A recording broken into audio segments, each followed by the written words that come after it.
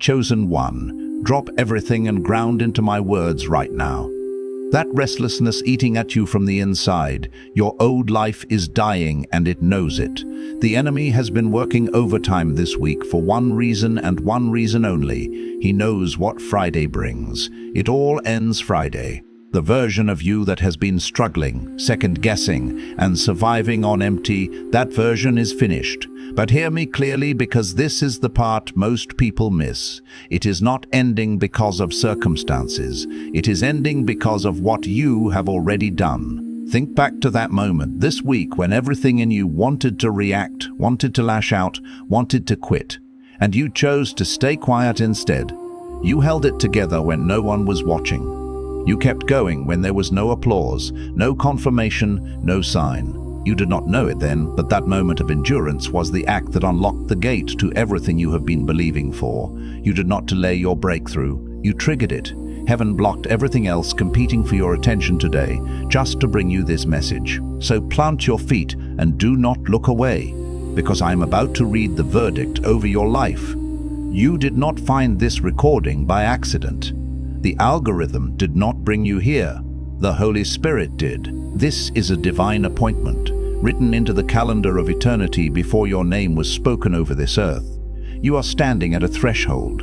Stay until the final second of this message, because in the next few minutes I am going to hand you the exact decree that marks the legal end of the old version of you. I am going to walk you through the specific moments this week where you are actually winning the war while you thought you were losing it. And at the end, I am going to give you a declaration to speak over yourself on Friday morning that seals this new identity into place permanently. Do not click away. Your future self is on the other side of this message. And if you leave now, you leave before the verdict is read. My name is Joseph Bill. I have spent years studying the hidden patterns of spiritual awakening, the warfare, the identity shifts, the divine setups that disguise themselves as destruction. And I have walked over 10,000 chosen ones through the exact threshold you are standing at right now. If this is your first time here, subscribe and hit the notification bell immediately. Not because I need the numbers, but because the message I release next might be the one written specifically for the battle coming your way next week. I know what the last 72 hours have felt like. The atmosphere has not just been unusual, it has been charged. Like something invisible is rearranging itself around you without your permission. Maybe you have been moving through your days this week feeling like a stranger in your own life. Like the things that used to feel familiar suddenly feel like a costume you were never supposed to be wearing. Or maybe you woke up at 3 in the morning this week and just lay there in the dark with your eyes open. Not anxious exactly, but aware. Like something in you was listening for a sound you could not name. Or perhaps it was simpler than that. Maybe you just looked in the mirror at some point this week and felt something shift behind your eyes. A quiet knowing that what you see right now is the last version of this face before everything changes. You feel like you are standing at the edge of something enormous. And in that liminal space, the enemy has not been silent. He has been whispering a very specific lie into the waiting. Listen to your thoughts.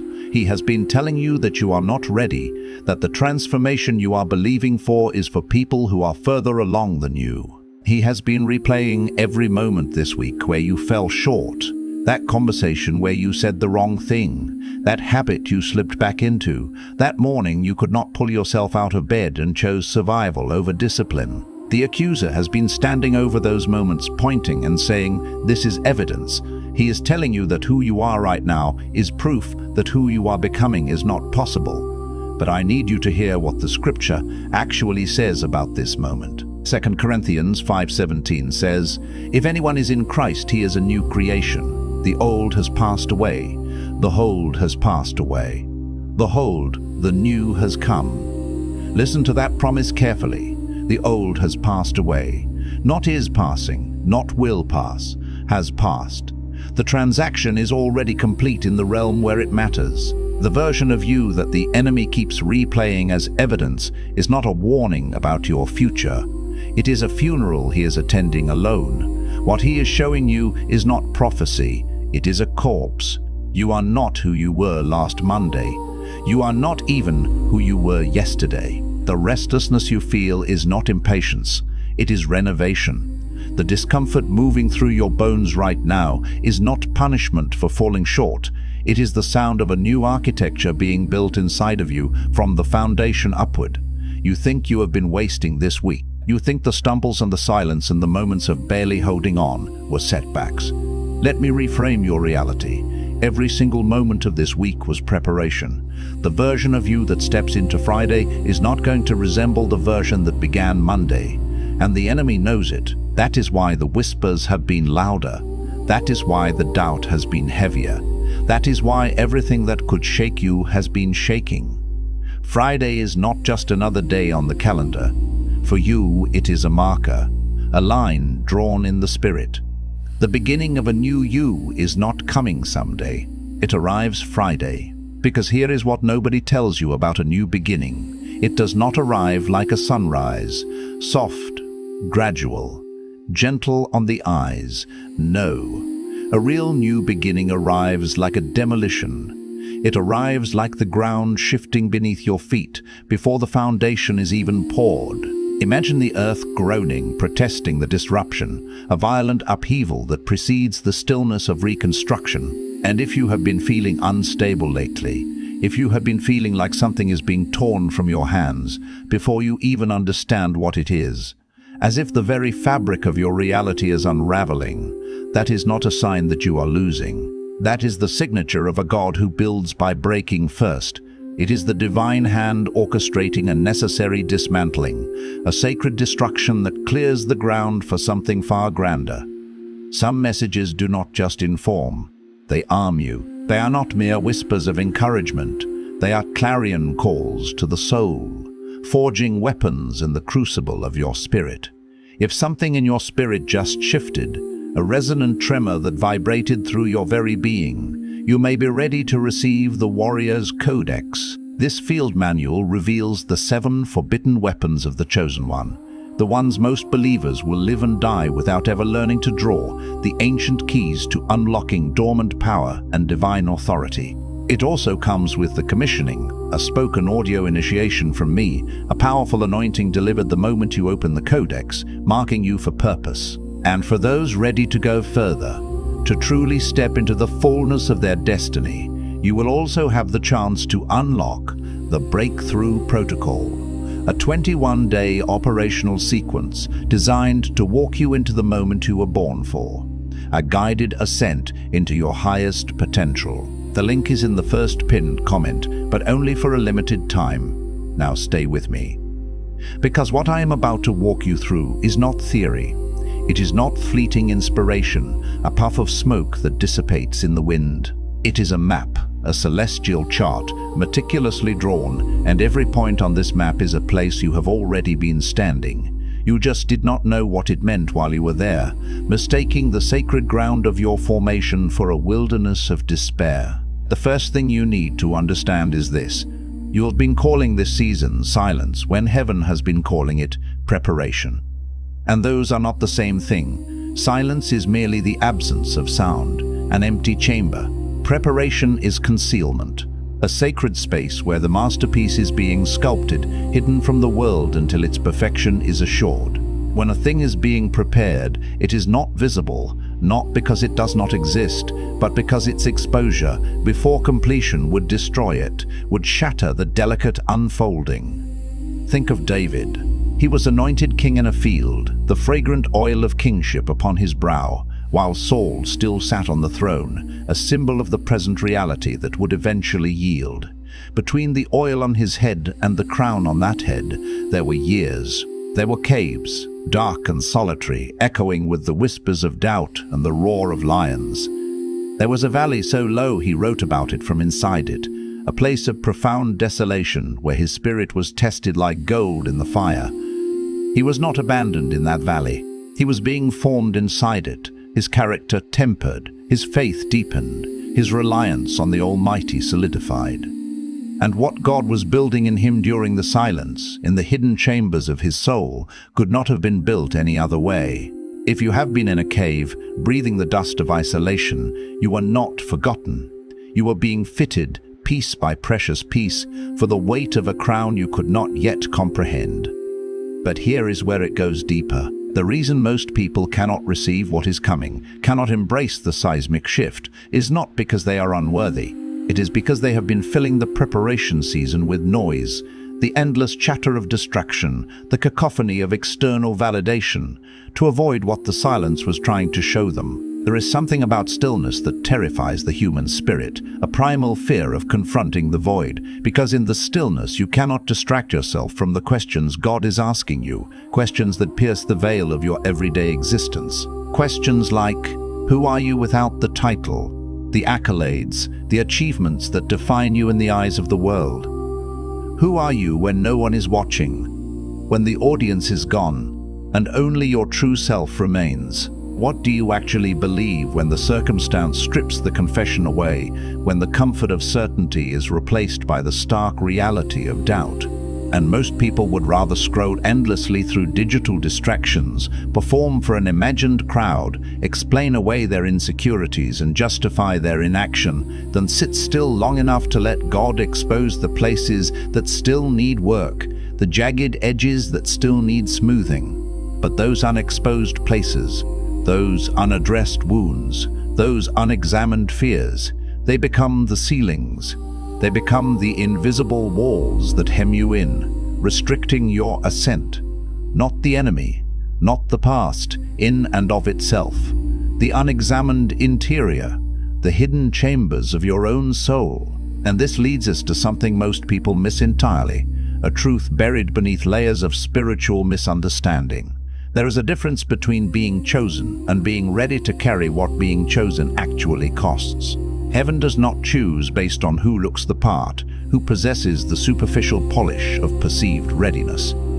Heaven chooses based on who can sustain the weight, who has been forged in the fires of adversity to bear the immense responsibility of divine purpose. And weight is not built through comfort, through a life of ease and unbroken success. It is built through resistance. Every place in your life where you have been resisted, overlooked, delayed, or dismissed, every single one of those moments, those seemingly unbearable trials, was God adding load-bearing capacity to a structure He intended to put under tremendous pressure. The weight of your calling required the kind of formation that could not have happened in ease, a hardening of the spirit that only comes through friction. And if you will let that land, if you will allow that profound truth to settle into the deepest recesses of your being, it will reframe every painful chapter you have been trying to forget, transforming scars into symbols of strength. Now, what is coming next will likely surprise you. It always does.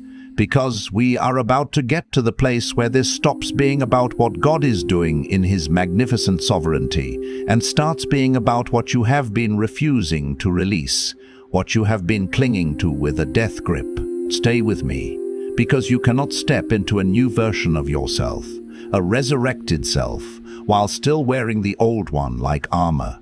And that is the real issue, the subtle yet pervasive barrier to your destiny. The old version of you, the one that survived the wound, the betrayal, the lack, the rejection, that version served you. That version kept you alive when the storms raged and the foundations crumbled. And somewhere deep in your nervous system, woven into the very tapestry of your being, your soul has been honoring it, protecting it, refusing to let it go, because letting it go feels like betrayal. It feels like abandoning the child who had to become hard, who had to build impenetrable walls just to make it through the night. But what once protected you is now containing you. The walls that kept the pain out are now keeping the destiny in, like a fortress that has become a prison. And God cannot fill a vessel that is already packed to the brim with survival strategies that were never meant to be permanent, with the dusty relics of yesterday's battles. This Friday is not just about what you are becoming. It is about what you are finally willing to bury, to lay to rest the ghost of your past, so that the radiant life of your future can emerge. But if you are honest with yourself, if you dare to look into the mirror of your soul, there is something even beneath that. There is a hidden agreement you made, not consciously, not out loud in a moment of dramatic declaration, but in the quiet of the moment when the pain was too much and the absence of help was too loud, a silent pact forged in the crucible of suffering. You made an agreement that said, "This is just how it is for me, this is my allotted portion." You dressed it up in wisdom, cloaked it in the guise of practicality. You called it being realistic. You called it protecting yourself from disappointment, from the sting of unmet expectations. But the name on that agreement, the true inscription etched into its fabric, is unbelief, and it has been filtering every promise that tried to reach you, acting as a spiritual sieve that catches the divine blessings while letting the doubts slip through. Every open door has been second-guessed through it. Every prophetic word has been edited by its critical gaze. Every moment of momentum has been sabotaged by its insidious whisper, not because you do not want to change, not because your heart isn't yearning for more, but because that agreement made change feel unsafe, like stepping off a cliff into an unknown abyss. And here is the confrontation, the divine challenge that demands your attention. Nothing from heaven can override an agreement you have refused to break. Not because God lacks the power to shatter it, not because his arm is too short to save, but because he will not force what he invited you into, because true transformation requires your willing participation. The door is open, but you have to walk through it, and walking through it requires you to revoke out loud in the sanctuary of your spirit, in the sacred space of your declaration, the agreement that said breakthrough was for everyone else, for the anointed and the favored, but never really for you. And once that agreement breaks, once that ancient pact of limitation is shattered, this is where the real transformation begins, the unearthing of a deeper truth. You will find that the pattern underneath it has been even older than the wound that caused it. Most people trace their limitation to an event, a loss, a failure, a person who left and tore a gaping hole in their heart, or a person who stayed and should have left, poisoning the well of their relationships. But the pattern almost never starts with the event itself. The pattern starts with the interpretation, the story the child's self wrote about what the event meant about them, about their inherent worth, about God's justice, about what they deserved. And that story, born of vulnerability and often steeped in pain, became a lens. And through that lens, every subsequent experience was catalogued and filed as confirmation, reinforcing the initial narrative. Until what started as a wound, a single point of injury, became a worldview, a comprehensive framework through which you perceived all of reality. And you have been living inside that worldview so long, so deeply immersed in its confines, that you stopped seeing it as a perspective, as one possible interpretation, and started experiencing it as reality itself. But it is not reality. It is a room, albeit a well-furnished and familiar one. And this Friday, God is breaking down the walls of that room, demolishing the very architecture of your limited perception. Coming up, the hidden reason your obedience has not yet produced what you were promised. The answer will challenge what you think faithfulness looks like, and it might just redefine your understanding of spiritual alignment. Stay with me, because there is something about the way you have been waiting that needs to be examined. Waiting is not the same as position. They are two fundamentally different states of being and doing. You can wait passively, and passive waiting is just decorated avoidance, a comfortable inertia that masquerades as trust. Position, however, is active. It is doing the last thing God told you to do with full intensity, full commitment, full faith, not because the result is visible yet, not because the clouds are parting or the trumpets are sounding, but because the instruction was clear, a divine command that demands your allegiance. Elijah did not sit down and wait for rain. He did not passively observe the parched earth and sigh in resignation. He went to the top of the mountain, the place of encounter, and prayed 7 times, a relentless pursuit of divine intervention. He sent his servant to look at the horizon 7 times, a persistent vigilance that refused to yield. He did not move from his position, his place of assigned duty. But he was not passive. He was postured, his spirit aligned, his heart engaged in a fervent act of co-creation. And there is a posture that God is calling you into right now, a stance of active engagement and unwavering faith, that many of you have been postponing until the conditions feel right, until the universe conspires in your favor. But the conditions will not feel right before the obedience. The conditions change because of the obedience, because your decisive action rewrites the spiritual atmosphere. And this brings us to the turning point, the one that changes how you see everything that has come before it, transforming the narrative of your past. The delay you have been experiencing has not been punishment, not a divine reprimand for perceived failings. It has not been divine disqualification, a cosmic declaration that you are unfit for the task. It has not even been spiritual attack, not primarily, not as its root cause. The delay has been dimensional. You were not ready for the environment your breakthrough was going to place you in. And if God had released you into that environment, into the rarefied air of your destiny, before the formation was complete, before your inner architecture was aligned with its demands, the exposure would have destroyed what he was trying to build, shattering the delicate yet powerful work in progress.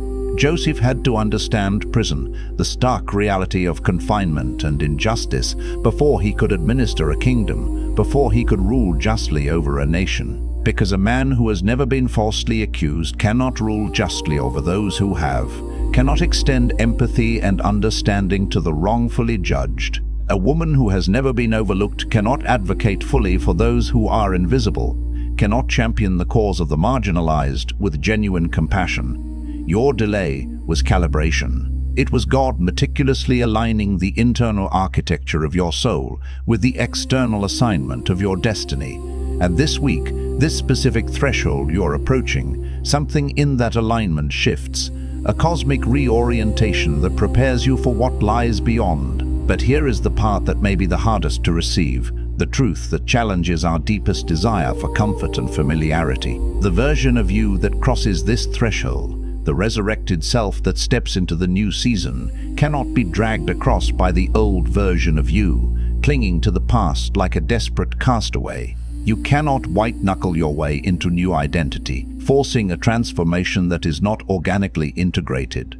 You cannot perform your way into genuine transformation, putting on a show of change without the substance of internal metamorphosis. The shift that is available to you this Friday is one that happens at the level of surrender, real surrender, not the kind you declare publicly from a platform, but then retrieve privately when the going gets tough.